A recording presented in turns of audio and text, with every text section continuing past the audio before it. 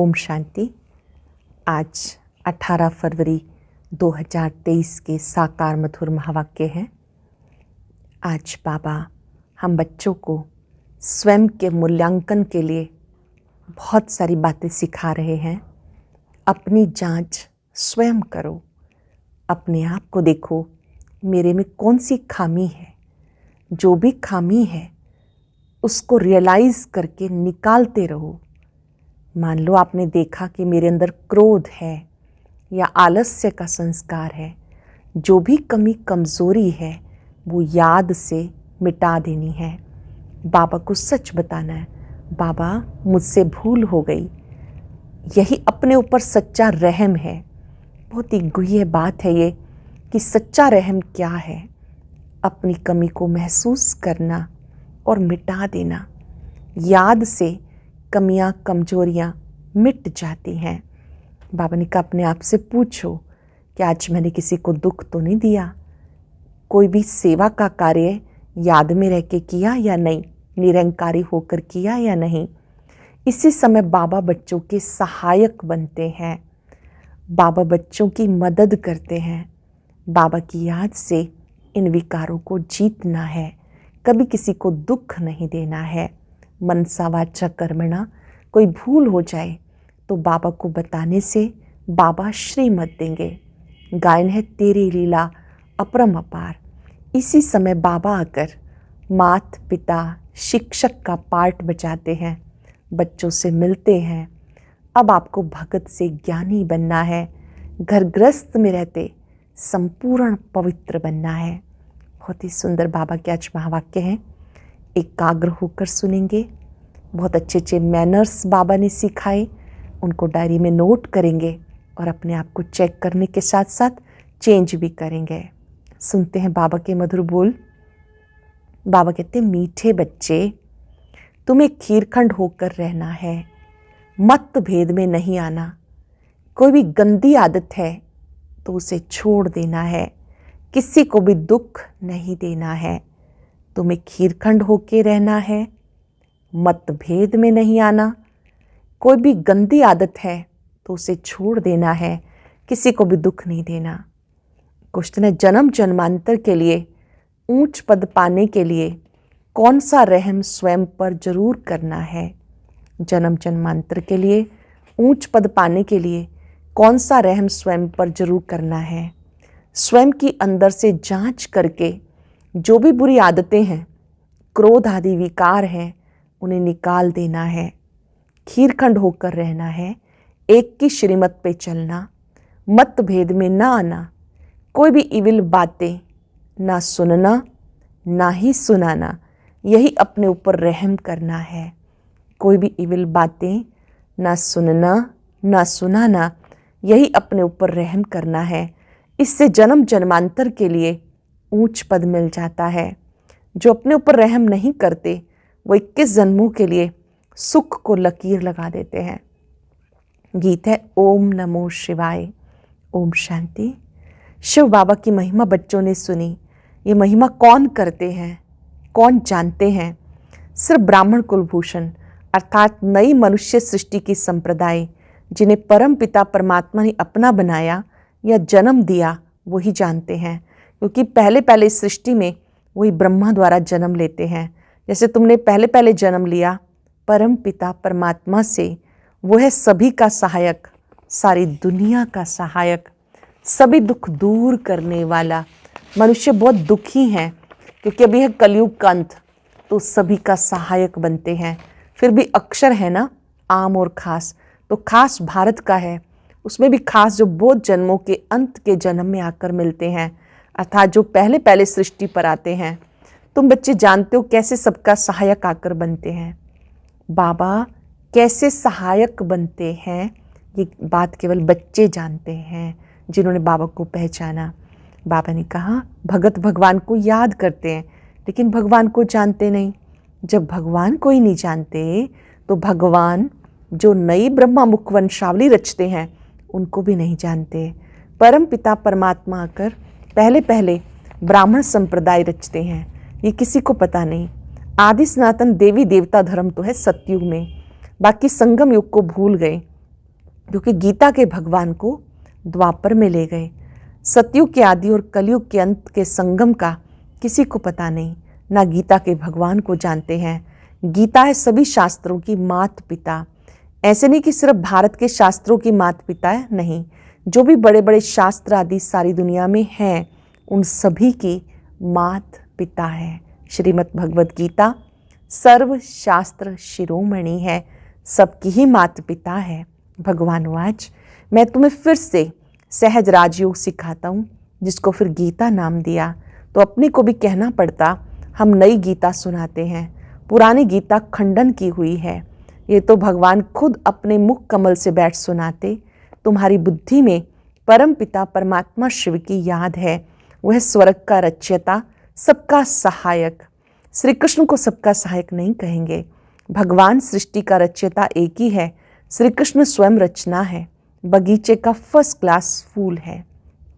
श्री कृष्ण स्वयं रचना है, बगीचे का फर्स्ट क्लास फूल है। परम पिता परमात्मा को बागवान भी कहते हैं, खिवैया भी कहते हैं। मनुष्य तो समझ ना सके कि वो खिवैया कैसे है। भगवान कैसे आके खिवैया बनते हैं, मनुष्य तो समझ ना सके।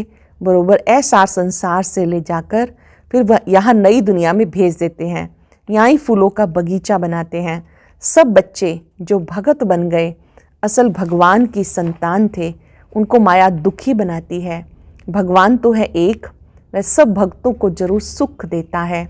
कोई भी किसको सुख देता है तो उसको याद करते हैं। स्त्री पति को, बच्चा बाप को, अथवा दोस्त दोस्त को याद करते हैं। स्त्री पति को, बच्चा बाप को, दोस्त दोस्त को याद करते हैं। जरूर उसने सुख दिया होगा।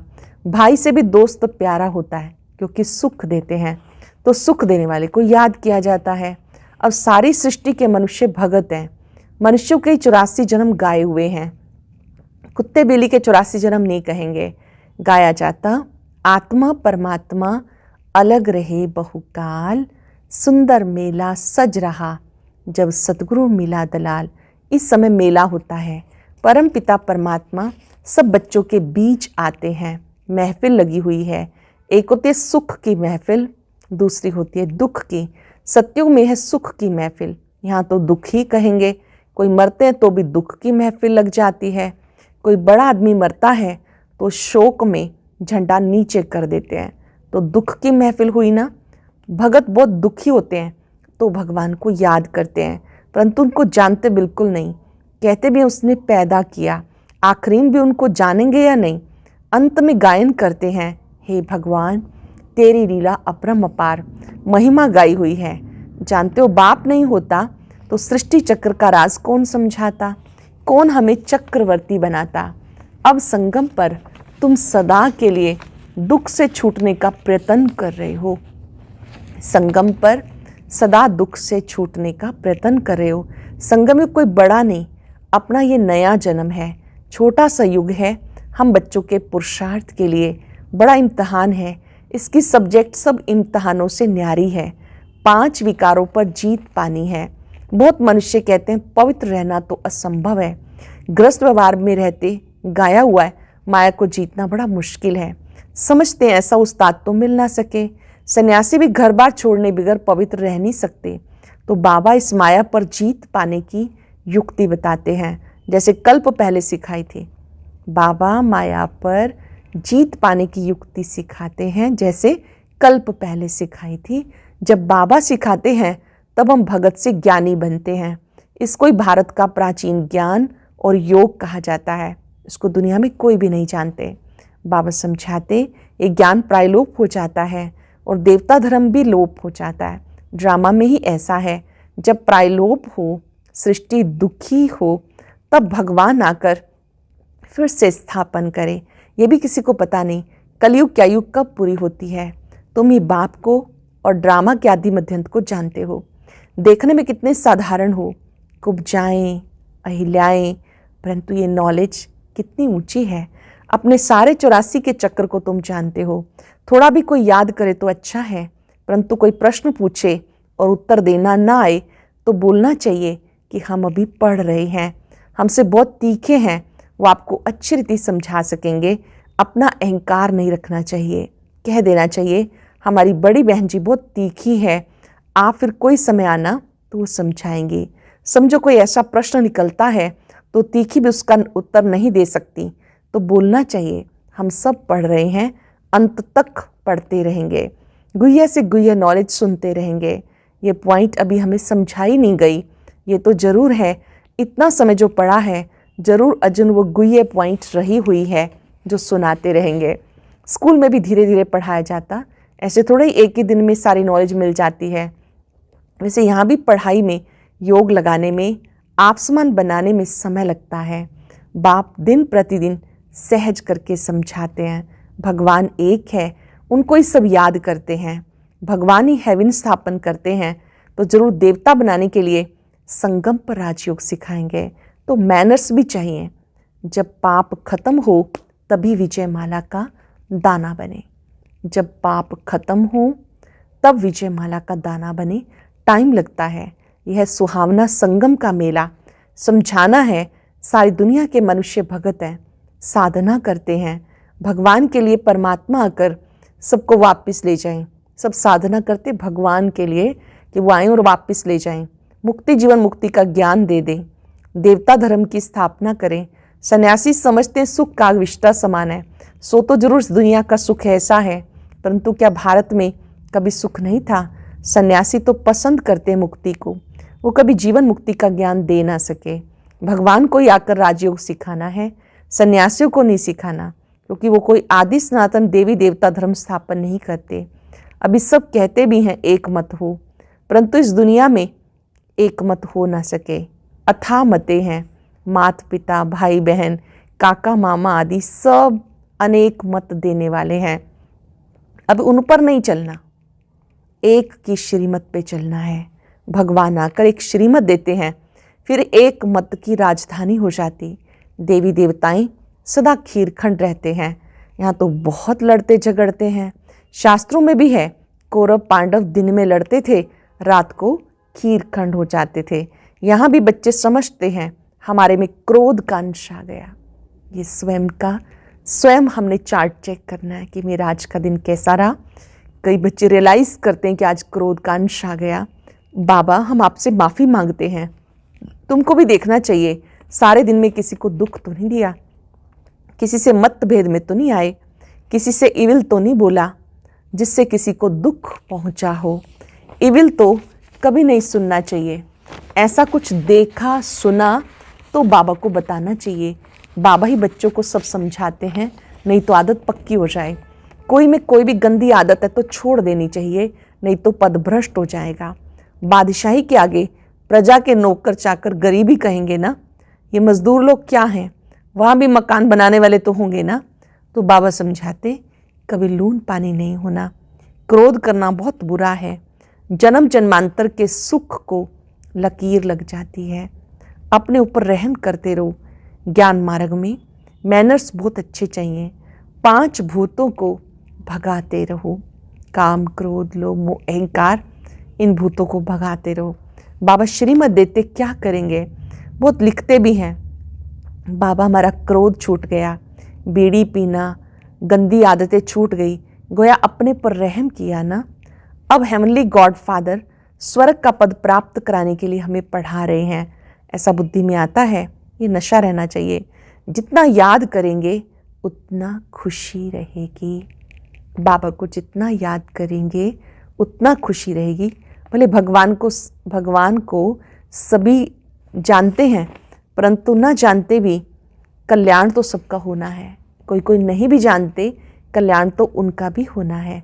सबको ये पता पड़ जाए भगवान आया है तो यहाँ भीड़ मच जाए, चींटियों मिसल आकर इकट्ठे हो जाएं, मिल भी ना सकें। इसलिए बड़े कायदे से ड्रामा बना हुआ है। ड्रामा बहुत अच्छा बना हुआ है, कायदे से बना हुआ है। सबको पता चल जाए तो चींटियों जैसी भीड़ हो जाए, फिर तो पढ़ाई भी कर ना सके। अभी हम प्यार से पढ़ते हैं, देवत्व को पाने के लिए पुरुषार्थ करते हैं। फिर बाबा ने कहा जब इतनी भीड़ हो जाए तो आपका जो अध्ययन का कार्य है ये भी विधिवत नहीं हो सकेगा। अच्छा, मीठे मीठे सिक्किलदे बच्चों प्रति माता पिता बाप दादा का याद प्यार गुड मॉर्निंग। रूहानी बाप की रूहानी बच्चों को नमस्ते। रूहानी बच्चों की, रूहानी बाप दादा को नमस्ते, गुड मॉर्निंग, शुक्रिया बाबा, शुक्रिया। धारणा के लिए सार। ज्ञान योग सीख कर भगत से ज्ञानी तो आत्मा बनना है। ग्रस्त व्यवहार में रहते माया को जीतना है। पवित्र जरूर बनना है। ज्ञान मार्ग में बहुत अच्छे मैनर्स धारण करने हैं। बहुत बहुत मीठा निरंकारी बनना है। ज्ञान मार्ग में बहुत अच्छे मैनर्स धारण करने हैं। बहुत बहुत मीठा निरंकारी बनना है। इविल बातें नहीं बोलनी है। मतभेद में नहीं आना है। वरदान है समेटने की शक्ति द्वारा पेटी बिस्तरा बंद करने वाले समय पर एवर रेडी भव। समेटने की शक्ति द्वारा पेटी बिस्तर बंद करने वाले समय पर एवर रेडी भव। एवर रेडी उसे कहा जाता है जो समेटने की शक्ति द्वारा देह देह के संबंध, पदार्थ, संस्कार सबका पेटी बिस्तर बंद करके तैयार हो। इसलिए चित्रों में भी समेटने की शक्ति को पेटी बिस्तरा पैक किया हुआ दिखाते हैं। संकल्प भी ना आए कि अब ये करना है, ये बनना है, अब ये रह गया, सेकंड में तैयार। समय का बुलावा हुआ, एवर रेडी। कोई भी संबंध व पदार्थ याद ना आए। समेटने की शक्ति के द्वारा हमें एवर रेडी रहना है। कोई भी व्यक्ति, पदार्थ और कुछ याद ना आए। बस अब घर जाना है। अटेंशन से सुनेंगे। एवर रेडी उसे कहते हैं जो समेटने की शक्ति द्वारा देह देह के संबंध, पदार्थ सबका पेटी बिस्तरा बंद करके तैयार हो। इसलिए चित्रों में समेटने की शक्ति को पेटी बिस्तरा पैक किया हुआ दिखाते हैं। संकल्प भी ना आए, अब ये करना है, ये बनना है, अब ये रह गया, एक सेकंड में तैयार। समय का बुलावा हुआ, एवर रेडी। कोई भी संबंध व पदार्थ याद ना आए। स्लोगन है परमात्मा के गुणों और शक्तियों को स्वयं में धारण करना ही महान तपस्या है। परमात्मा के गुण और शक्तियों को स्वयं में धारण करना ही महान तपस्या है। आज हम सब याद रखेंगे, मैं एवर रेडी आत्मा हूं। हर पल, हर क्षण मुझे एवर रेडी रहना है। मन बुद्धि को सब तरफ से समेटकर, समेटने की शक्ति से एवर रेडी बन जाना है। कोई व्यक्ति, वस्तु, वैभव अपनी ओर ना खींचे।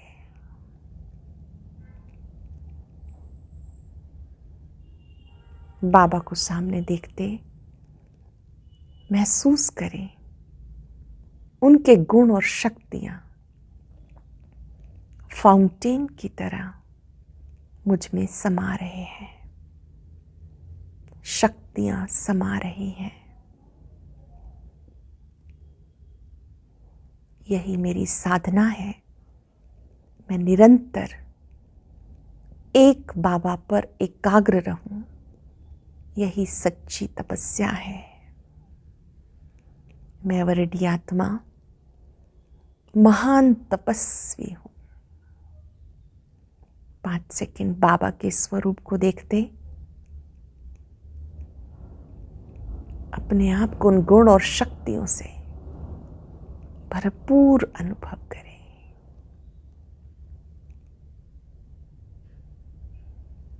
शुक्रिया बाबा, शुक्रिया।